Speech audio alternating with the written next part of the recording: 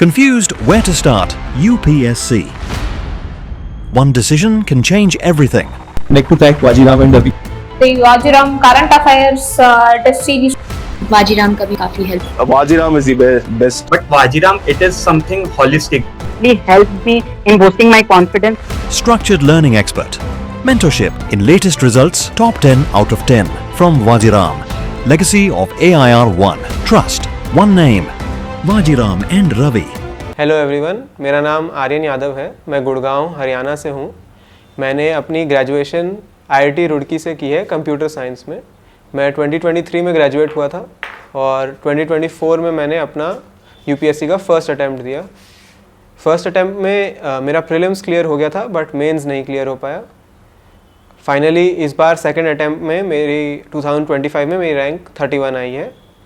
Briefly मैं अपनी journey बता देता हूँ. तो जब मैं ग्रेजुएट किया 2023 में, उसके बाद मैंने अराउंड 2.5 मंथ्स जॉब की थी.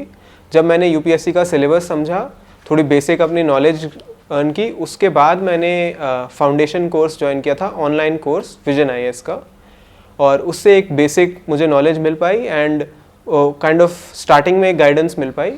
उसके बाद मैंने मोस्टली सेल्फ स्टडी पे फोकस किया और मैंने अपनी प्रिपरेशन घर से ही की थी ऑनलाइन.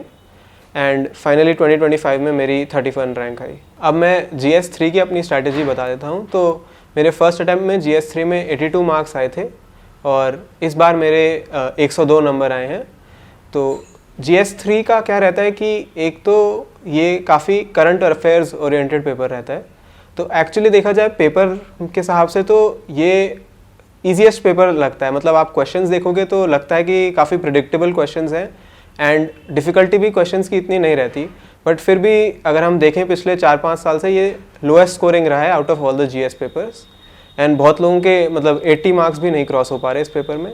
एंड इसका मेरे हिसाब से सबसे मेन जो रीज़न है वो यही है क्योंकि ये इतना प्रिडिक्टेबल है और रिलेटिवली हमें ईजी लगता है. तो इसमें आई थिंक जेनेरिक आंसर्स जो हैं उनको UPSC पनिश करता है. एंड अगर आप में को इसमें अच्छा स्कोर करना है तो आपको कुछ अपने आंसर्स में एक्स्ट्रा करना पड़ेगा. तो वो एक्स्ट्रा हो सकता है जैसे वैल्यू एडिशन हो, या फिर अगर कुछ करंट में न्यूज़ चल रहा है आप उसको अपने आंसर में ऐड करो, या फिर कुछ कमेटी की रिकमेंडेशंस हो गई जैसे डेटा हो गया. तो ये वेरी करेगा फ्रॉम टॉपिक टू टॉपिक. तो जैसे सबसे पहले टॉपिक होता है इकोनॉमी. तो इकोनॉमी में हम देखते हैं तो मोस्टली क्वेश्चंस इकोनॉमिक सर्वे से ही आते हैं. तो हो सकता है वो डायरेक्टली इकोनॉमिक सर्वे से क्वेश्चन नहीं पूछेंगे बट जो उसमें थीम्स डिस्कस थी उनमें से पूछेंगे. तो इकोनॉमिक सर्वे की समरी आपको अच्छे से करनी है. उसमें आपको जो भी इंपॉर्टेंट पॉइंट्स लगे उनको अपने नोट्स में ऐड करना है और उनको हाईलाइटेड रखना है कि मतलब ये टॉपिक्स हायर वैल्यू या हायर इंपॉर्टेंस के हैं, इनसे क्वेश्चन आने की ज़्यादा प्रोबेबिलिटी है. सिमिलरली एग्रीकल्चर भी इकोनॉमी जैसे ही होता है. इसमें भी वही इकोनॉमिक सर्वे आपका मेन सोर्स रहेगा. और आपको अगेन अगर आप आंसर में भी कोट करते हैं कि economic survey has mentioned this, तो उससे भी आपके एक आंसर में वैल्यू ऐड होती है कि एग्जामिनर को पता चलता है कि यू आर वेल रेड, आपने इकोनॉमिक सर्वे पढ़ रखा है, आपको समझ में आ गया ये क्वेश्चन कौन से कॉन्टेक्स्ट में पूछा गया है. इसके अलावा जो टॉपिक होता है वो होता है इंटरनल सिक्योरिटी. अगेन ये काफ़ी प्रिडिक्टेबल टॉपिक है. इससे क्वेश्चंस कुछ ही जो करंट में थीम्स चल रही होती हैं उनसे आप काफ़ी ईजिली गेस कर सकते हो कि क्या क्वेश्चंस आएंगे. बट इसका मतलब ये नहीं है कि हम इसको लाइटली लें. उल्टा हमें वही करना है कि हमें अपने आंसर्स में कुछ अलग करना है फ्रॉम द कंपटीशन, अपने आप को सेपरेट करना है. तो आपको कमेटी की रिकमेंडेशंस लिखनी है, आपको डेटा ऐड करना है जहाँ आप कर सकते हो, आपको कुछ जो भी करंट चल रहा है उसको काफ़ी अच्छे से ऐड करना है. जैसे अगर वॉरफेयर में अब ड्रोन्स का यूज़ हो रहा है तो आप ड्रोन्स को मेंशन करिए और जो स्पेसिफिकली ड्रोन्स यूज़ हो रहे हैं जो आपको न्यूज़ में दिख रहा है उनको मेंशन करेंगे तो आपके आंसर्स की वैल्यू बढ़ेगी. इसके बाद आता है डिज़ास्टर मैनेजमेंट.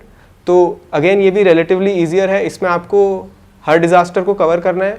इस टॉपिक में एक फ़ायदा रहता है कि आप मैप ड्रॉ कर सकते हैं, उससे आपका एक इजी वैल्यू एडिशन हो जाता है. तो इंडिया में कहाँ पे वल्नरेबिलिटी ज़्यादा है फॉर ईच डिज़ास्टर, आप ये अच्छे से प्रिपेयर करके जाएं. नेक्स्ट टॉपिक जो आता है वो होता है साइंस एंड टेक्नोलॉजी.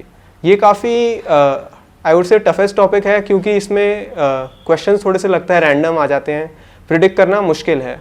तो इसमें ये इंपॉर्टेंट है कि आप जो एक तो कॉमन थीम्स हैं UPSC जो रिपीट करता है जैसे बायोटेक्नोलॉजी हो गया, इसको या न्यूक्लियर टेक्नोलॉजी हो गया, इनको अच्छे से प्रिपेयर करके जाएं क्योंकि इससे पहले भी क्वेश्चंस मल्टीपल टाइम्स आए हुए हैं. और इसके अलावा जो क्वेश्चंस आते हैं उनमें अगर आपके पास एक साइंस का बैकग्राउंड है, क्योंकि बहुत लोगों के पास जैसे इंजीनियरिंग वाला बैकग्राउंड होता है, तो आप थोड़े से टेक्निकल आंसर्स भी लिख सकते हैं। जितनी अपनी मतलब नॉलेज को छुपाओ मत, जितना आप नॉलेज को शो ऑफ कर सकते हो उतना बेटर है। आई फील कि अगर आप इसमें थोड़ा सा वो टेक्निकल टाइप आंसर्स लिखते हो तो उसमें बेटर स्कोर रहता है। इसके बाद इन्वायरमेंट आता है, इसमें भी similar to science and tech ही है कि आप थोड़ी सी टेक्निकल नॉलेज, साइंटिफिक नॉलेज अपनी दिखा सकते हो अगर आपके पास वो है। और उसके अलावा अगेन करंट से आपको हर क्वेश्चन में जहाँ तक आप कर सकते हो try to link with current, क्योंकि यूजुअली ये रहता है कि वो क्वेश्चन का कुछ ना कुछ कॉन्टेक्स्ट होता है कि पिछले साल में कुछ हुआ है इवेंट जिसके बेसिस पे वो क्वेश्चन पूछ रहे हैं। तो अगर आप अपने आंसर में वो दिखा रहे हो एग्जामिनर को कि मुझे पता है ये क्वेश्चन क्यों पूछा है, that will instantly add value to your answer and उससे समझ में आ जाएगा कि आपने अच्छे से पढ़ रखा है कि न्यूज़ में क्या चल रहा है। तो अगर आप विद एग्जाम्पल्स या फिर इंट्रो में वो एक करंट कॉन्टेक्स्ट दे सकते हो तो उससे आपका काफ़ी फ़ायदा रहेगा। आंसर राइटिंग की बात करें सबसे पहले तो इसमें एक चीज़ बहुत इंपॉर्टेंट है कि आपको पहले तो आइडेंटिफाई करना है कि क्वेश्चन के कौन से पार्ट्स हैं। कभी कभार वो एक क्वेश्चन में ही 3 क्वेश्चंस पूछ लेते हैं, तो आप अलग से सब हेडिंग्स बनाइए, ईच पार्ट को अच्छे से एड्रेस करिए, क्योंकि अगर आपने एक ही पार्ट को एड्रेस कर दिया तो फिर आपको मार्क्स भी उस हिसाब से मिलेंगे, 1/3 में ही आपको स्कोर होगा। So address each part of the question. इसके अलावा ये है कि कभी कभार जैसे इकोनॉमी, स्पेशली इकोनॉमी या साइंस एंड टेक में वो गवर्नमेंट स्कीम्स के बारे में पूछते हैं, और कभी कभार जैसे आपसे पूछेंगे कि स्कीम में क्या इशू है, तो always try to give a positive way forward. तो अपने कंक्लूजन में कुछ पॉइंट्स लिखिए एज क्या किया जा सकता है। एंड इसमें और भी अच्छा रहेगा अगर आप कोई एक्चुअल कमिटीज़ की रिकमेंडेशंस दे पाएँ, क्योंकि फिर वो एक आपके पॉइंट्स को ज़्यादा वैल्यू देगा, क्योंकि वो एक एक्चुअल ऑफिशियल कमिटी ने भी रिकमेंड किया हुआ है। ये तो बेसिक आंसर राइटिंग का हो गया। इसके अलावा जैसे मैंने बोला कि आप अगर अपनी टेक्निकल नॉलेज दिखा सकते हैं आंसर्स में तो इसमें कुछ गलत नहीं है। अगर आपको साइंटिफिक कोई एक्स्ट्रा नॉलेज है तो आप वो ज़रूर ऐड कीजिए अपने आंसर में।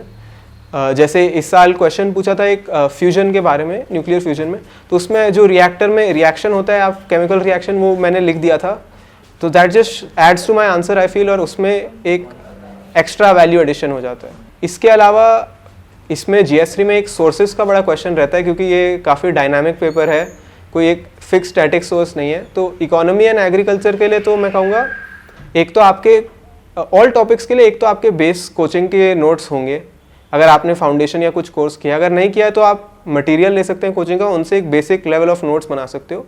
फिर उसके ऊपर आपको लेकिन वैल्यू एडिशन बहुत करना है। तो इकोनॉमी और एग्रीकल्चर में इसका आपका बेस्ट सोर्स है इकोनॉमिक सर्वे। इसमें आपको बहुत अच्छे पॉइंट्स भी मिल जाएंगे, डेटा भी मिल जाएगा, गवर्नमेंट की खुद की रिकमेंडेशंस भी मिल जाएंगी। इसके अलावा मेंस 365 मैंने यूज़ किया था, जो ईयरली कंपाइलेशन होती है, उसमें काफ़ी अच्छा डेटा मिल जाता है, आपके आंसर्स के लिए एग्जाम्पल्स मिल जाते हैं, एंड उससे आप थीम्स आइडेंटिफाई कर लेते हो कि ये थीम्स इंपॉर्टेंट चल रही हैं इस ईयर और इससे क्वेश्चन आने की हाई प्रोबेबिलिटी है। सिमिलरली रहता है जो जैसे आप मॉक टेस्ट अगर लिखोगे तो उनके जो सैम्पल आंसर्स होते हैं उनमें आपको कभी कभार काफ़ी अच्छे पॉइंट्स मिल जाएंगे, और अगेन उससे आप मैप कर सकते हो कि कौन सी थीम्स इंपॉर्टेंट हैं, कौन से टॉपिक्स अभी न्यूज़ में चल रहे हैं या फिर वो हाई वैल्यू टॉपिक्स हैं, उनको आप ताकि अच्छे से प्रिपेयर करो और उनके आंसर्स आप अच्छे से लिख पाओ। तो इसके अलावा एक और चीज़ थी कि मैं आंसर्स में ट्राई करता था मैक्सिमम नंबर ऑफ़ पॉइंट्स लिखने की, तो ज़्यादा ब्रेड्थ पे फोकस करता था रैदर देन डेप्थ। तो अगर 10 मार्कर है तो 12 से 15 पॉइंट्स लिखने की कोशिश करता था, और 15 मार्कर्स में 18 to 20 पॉइंट्स। तो इससे आपके अगर मल्टी डायमेंशनल आंसर बनते हैं तो आई फील कि बेटर स्कोर रहता है। और एक चीज़ जो मैंने की थी वो थी PYQ एनालिसिस के लिए मैंने ChatGPT का यूज़ किया। तो जैसे मैंने टॉपिक वाइज नोट्स बना लिए थे, तो मैं हर टॉपिक के जो PYQs थे पिछले 10-15 साल के, उनको उठा के ChatGPT में डाल देता था और उनको प्रॉम्प्ट करके दे देता था कि give me answers with value addition like data, committee recommendations and so on, ऐसे करके एक प्रॉम्प्ट दे देता था। तो उससे क्या होता था कि वो खुद PYQs के आंसर्स मतलब 10-12 पॉइंट्स क्रिएट कर लेता था। उसमें 1-2 पॉइंट्स तो एटलीस्ट हर आंसर में मुझे मिल जाते थे, जो मतलब मुझे फील होता था कि वो हाई वैल्यू पॉइंट्स हैं या वो कुछ ऐसा है जो मैं अपने नोट्स में डाल के उनको इनरिच कर सकता हूँ। इसके अलावा करंट अफेयर्स का एक और होता है जो न्यूज़पेपर होता है। तो आई डोंट फील प्रीलिम्स में इतना न्यूज़पेपर की यूटिलिटी रहती है, बट मेंस में एक एडवांटेज होता है कि यूजुअली क्वेश्चंस मेजर टॉपिक्स पे आते हैं। जैसे अगर अभी ईरान वॉर चल रहा है तो उस पर आपको न्यूज़पेपर में काफ़ी एडिटोरियल्स दिखेंगे। आई थिंक पिछले महीने में आपको 15-20 तो अच्छे क्वालिटी के काफ़ी एडिटोरियल्स मिल जाएंगे। तो उसमें अब आपको पता है ये काफ़ी एक इंपॉर्टेंट टॉपिक है, तो आप अपने नोट्स में उन एडिटोरियल से ही जो भी आपको चीज़ लगती है जो अच्छी है या इंपॉर्टेंट है वो निकाल के आप डाल सकते हो। क्योंकि नहीं तो क्या होगा कि अगर आप बस कोचिंग का ही यूज़ करोगे तो आपका फिर वो आंसर एक जेनेरिक टाइप हो जाएगा, जो और लोग लिख रहे हैं वही आपका आंसर हो जाएगा। यूजुअली एडिटोरियल्स में आपको यूनिक एक पर्सपेक्टिव मिलता है, जो एक्सपर्ट्स होते हैं उनका पर्सपेक्टिव मिलता है, तो इसमें अगर आप कुछ अच्छा निकाल सकते हो डेफिनेटली यूज़फुल रहेगा। ऐसे ही जैसे जब बजट आएगा या जब इकोनॉमिक सर्वे होता है तो उसके बाद भी काफ़ी अच्छे एडिटोरियल्स आते हैं, इकोनॉमिस्ट्स के आर्टिकल्स भी आते हैं जो एक्सप्लेन करते हैं कि अपने पर्सपेक्टिव से एक्सप्लेन करते हैं कि क्या चल रहा है, एंड उससे आप अगेन अपने नोट्स में वैल्यू एडिशन कर सकते हो जो आपके आंसर्स को बेटर कर सकता है। अगर आपके पास न्यूज़पेपर पढ़ने का टाइम नहीं है, बहुत लोग जैसे वर्किंग एस्पिरेंट्स होते हैं या फिर जो अभी स्टार्ट कर रहे हैं उनके लिए थोड़ा ओवरवेलमिंग हो सकता है, तो उसमें आप फिर ईयरली कंपाइलेशन पे भी रिलाई कर सकते हो। That is more than enough. मतलब जो PT 365 होता है मेंस का विजन का फॉर प्रीलिम्स, एंड मेंस 365 होता है फॉर द मेंस, तो इसमें वो पूरे साल में जो भी इंपॉर्टेंट न्यूज़ रही है, इंपॉर्टेंट टॉपिक्स रहे हैं वो कवर कर लेते हैं। तो इससे भी आपको एक आइडिया लग जाता है कि कौन सी थीम्स इंपॉर्टेंट हैं, कौन सी टॉपिक्स में आपको अच्छे से पढ़ाई करनी है। आंसर्स मैंने GS3 के mock test, full mock test तो अराउंड जैसे सेकंड अटेम्प्ट में मैंने लिखे होंगे अराउंड 6 to 8। उसके अलावा आंसर राइटिंग की अलग से भी प्रैक्टिस की थी, तो उसमें भी एटलीस्ट मतलब 50-60 आंसर्स तो लिख लिए होंगे। बाकी मैंने PYQs की ब्रेनस्टॉर्मिंग की थी, उसमें मतलब सोचा था कि अगर पॉइंट्स आते तो मैं ये क्वेश्चन आते तो मैं ये पॉइंट्स लिखता रफली, मतलब डिटेल में नहीं, बस just to get an idea कि कौन से क्या क्या मैं एक्सप्लोर कर सकता हूँ डायमेंशंस।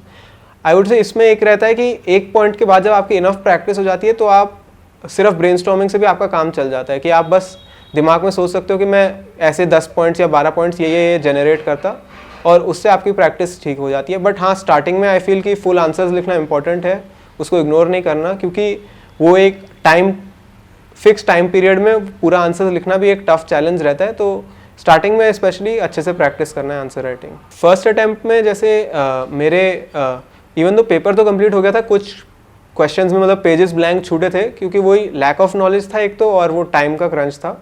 एंड सेकंड अटैम्प्ट में मैंने पूरा पेपर ऑन टाइम कंप्लीट किया था और सारे पेजेस भी भर लिए थे। इसमें सबसे इंपॉर्टेंट जो चीज़ थी वो यही थी कि इस बार मैंने अच्छे से नोट्स बनाए थे, हर टॉपिक के नोट्स को मल्टीपल टाइम रिवाइज किया था, एंड आंसर राइटिंग प्रैक्टिस भी की थी। तो वो पेपर में मैं ऑलरेडी प्रिपेयर्ड था, मुझे पता था कि कैसे पेपर को टैकल करना है, 3 घंटे में कैसे पेपर को लिखना है। तो ऑटोमेटिकली जैसे अब आप कोई भी क्वेश्चन लिखने लगता था तो मुझे दिमाग में वो क्लॉक स्टार्ट हो जाती थी कि अब मेरे को ये 7 मिनट में लिखना है या मेरे को ये 11 मिनट में लिखना है। तो आइडिया लग जाता था। वो तभी आएगा आपको जब आपने एक तो इनफ आंसर राइटिंग प्रैक्टिस की हुई है इन अ टाइम्ड मैनर, और सेकेंडली आपने अपने नोट्स को मल्टीपल टाइम रिवाइज कर रखा है। क्योंकि ऑब्वियसली अगर आपको एक 10 मार्कर 7 मिनट में लिखना है तो आपके पास सोचने का ज़्यादा टाइम नहीं होगा, वहाँ पे अराउंड 30 सेकेंड्स और सो ही होते हैं। तो ऑलरेडी नोट्स आपके दिमाग में होने चाहिए ताकि आप जल्दी से वो पॉइंट्स को निकाल पाओ और जल्दी से आंसर लिख पाओ। एंड इवन जैसे आप आंसर लिख रहे होगे, एंड में आते आते हो सकता है आपके पॉइंट्स खत्म हो जाते हैं, कभी कभार आप अटक जाते हो या आपके पास टाइम की शॉर्टेज रहती है। तो उस टाइम में या तो आप आंसर को कंप्लीट करो और नेक्स्ट पे चले जाओ, या फिर अगर आपके पास पॉइंट्स बन पा रहे हैं जब जल्दी से तो बना दो। बट कभी भी ये नहीं करना कि एक ही आंसर में अटक गए, ज़्यादा टाइम लगा दिया, क्योंकि फिर वो आपके दूसरे आंसर्स की भी क्वालिटी गिरा देगा।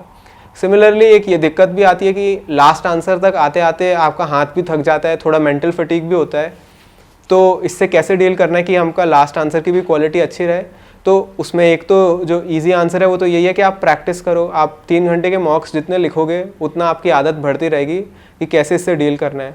उसके अलावा ये है कि आप दूसरे आंसर्स पे मत इतना सोचो कि मैंने, जब आप मतलब आंसर नंबर 19 लिख रहे हो तो ये मत सोचो कि मैंने आंसर नंबर 7 में ये पॉइंट मिस कर दिया या ये छोड़ गया मेरा। अब वो हो गया जो आपका हो गया, अभी फोकस ऑन द आंसर जो आप अभी लिख रहे हो, ताकि आपका माइंड डिस्ट्रैक्ट ना हो और आप उसी सेम रिदम में चलते रहो।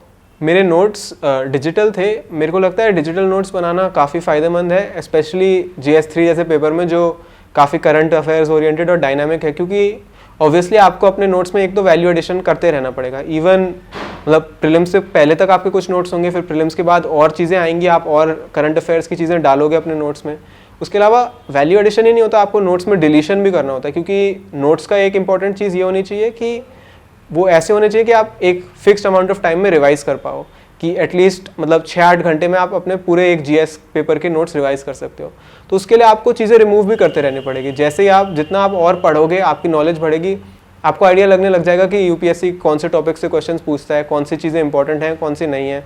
तो नोट्स में डिलीशंस भी करते रहते हैं। तो अगर आपके डिजिटल नोट्स हैं तो इसमें काफ़ी आसान रहता है, आप इजीली अपडेट कर सकते हो, चीज़ें रिमूव कर सकते हो, ऐड कर सकते हो। आप इवन जैसे मैप्स या कुछ आपको डालने हैं तो आप वो पिक्चर्स डायरेक्टली नोट्स में डाल सकते हो। फिजिकल नोट्स में ये एक रिस्ट्रिक्शन रहती है, आपको PYQs के कुछ आंसर आपने जैसे ऑनलाइन निकाले, आप उसका स्क्रीनशॉट लेके भी डाल सकते हो। तो पर्सनली आई फील कि डिजिटल नोट्स का काफ़ी फ़ायदा है, एंड स्पेशली GS3 जैसे पेपर में जिसमें आपका अपडेशन चलते रहेगा, इवन मतलब एक हफ्ते बिफोर मेंस तक भी आप चीज़ें ऐड कर रहे होगे अपने नोट्स में। GS3 में कुछ चीज़ें हैं जो आपको अपने माइंड में रखनी चाहिए। एक तो है, जैसे मैंने कहा कि क्योंकि ये प्रिडिक्टेबल और रिलेटिवली ईजी पेपर आता है, आई डोंट थिंक इसमें आपको जेनेरिक आंसर्स लिखोगे तो ज़्यादा मार्क्स मिल पाएंगे। आपको थोड़ा सा अपने आंसर्स को डिफ्रेंशिएट करना पड़ेगा, थोड़े टेक्निकल आंसर्स लिखने पड़ेंगे। सेकेंडली, जो टॉपिक्स हैं, कुछ टॉपिक्स हैं जो लोग इग्नोर कर देते हैं या फिर उनको लाइटली ले लेते हैं। उनमें से इंपॉर्टेंट जैसे एक है इंटरनल सिक्योरिटी। तो अब वो अगर 50 मार्क्स का आ रहा है तो इतना ही है उसका वेटेज है जितना ऑलमोस्ट इकोनॉमी का है या एग्रीकल्चर का है। बट लोग ऐसा सोचते हैं कि GS3 तो इकोनॉमी का पेपर है, तो ऐसा नहीं है। आपको ये भी याद रखना है कि इंटरनल सिक्योरिटी के अगर 50 मार्क्स हैं तो मुझे उसको अच्छे से कवर करना है। ये काफ़ी हाई स्कोरिंग भी होता है क्योंकि अगेन काफ़ी प्रिडिक्टेबल रहता है। तो इसमें अपने नोट्स टॉपिक वाइज अच्छे से बनाइए और उसके बाद करंट अफेयर से वैल्यू एडिशन अच्छे से कीजिए, ताकि आपके आंसर्स में वो एक यूनिक फील आ पाए कि ये एक दिस इज समवन जिसने अच्छे से करंट न्यूज़ जो चल रही है वो अच्छे से पढ़ रखी है और वेल प्रिपेयर्ड है। इसके अलावा जो होता है कि वैल्यू एडिशन में लोग थोड़ा सा ज़्यादा फंस जाते हैं, क्योंकि GS3 में जैसे डेटा होता है, कमिटी रिकमेंडेशंस, ये चीज़ें होती हैं, वो बहुत सारी होती हैं। तो कभी कभार ऐसा लगता है कि इकोनॉमी में हमने इतना सारा डेटा रख लिया है, वो याद नहीं हो पाएगा। तो इसमें ये भी इम्पोर्टेंट है कि मेरा नंबर 1 प्रायोरिटी जो रहता था वो था कि मैक्सिमम नंबर ऑफ़ पॉइंट्स लिखने हैं। उसके अलावा हर पॉइंट में ट्राई करता था कि कुछ ना कुछ तो डाल पाऊँ, डेटा या एग्जाम्पल, बट कभी कभार नहीं भी हो पाता तो भी ठीक है। आपको एक बैलेंस बना के रखना है। आपके नोट्स में इतनी चीज़ें होनी चाहिए जो आप रिवाइज करके रिटेन कर पाओ। अगर आपके नोट्स में आप इतना डेटा डाल रहे हो जो आप खुद भी याद नहीं कर पा रहे 3-4 रिविजन्स के बाद भी, तो फिर उसका कोई फ़ायदा नहीं है, वो आप पेपर में भी नहीं उसको आउटपुट कर पाओगे। तो स्ट्रीमलाइन रखना है अपने नोट्स को। एंड जो ये चीज़ें हैं वैल्यू एडिशन की, ये आजकल तो बहुत ईजिली ऑनलाइन या आपको कोचिंग से ईजिली मिल जाती हैं। तो कंटेंट की कोई शॉर्टेज नहीं है, आपको डेटा के फैक्ट्स एंड फिगर्स मिल जाएंगे, आपको काफ़ी सारे कोचिंग के ये इकोनॉमिक सर्वे के समरी ये सब भी मिल जाएगा। तो उसमें वो फिर लेकिन ओवरवेल्म भी हम हो सकते हैं। तो आपको लिमिटेड रखना है, आपको ये देखना है कि ये इतनी चीज़ें होनी चाहिए मेरे नोट्स में जो मैं रिटेन कर पाऊंगा at the time of the paper. GS3 में आपको कुछ मतलब डेटा और वैल्यू एडिशन तो डालना ही पड़ेगा अपने आंसर एग्जाम्पल्स और पॉइंट्स को सब्सटैंशिएट करने के लिए। नहीं तो जैसे मैंने कहा, जो जेनेरिक आंसर्स हैं जिसमें आप बस पॉइंट लिख दे रहे हो, वो स्कोरिंग नहीं है GS3 में। एंड इसलिए ही हमने देखा भी है कि GS3 में काफ़ी कम स्कोर्स आ रहे हैं। आई विश इस टॉक से आप लोगों को कुछ हेल्पफुल मिल पाया हो, and wishing you all the best for your UPSC attempt.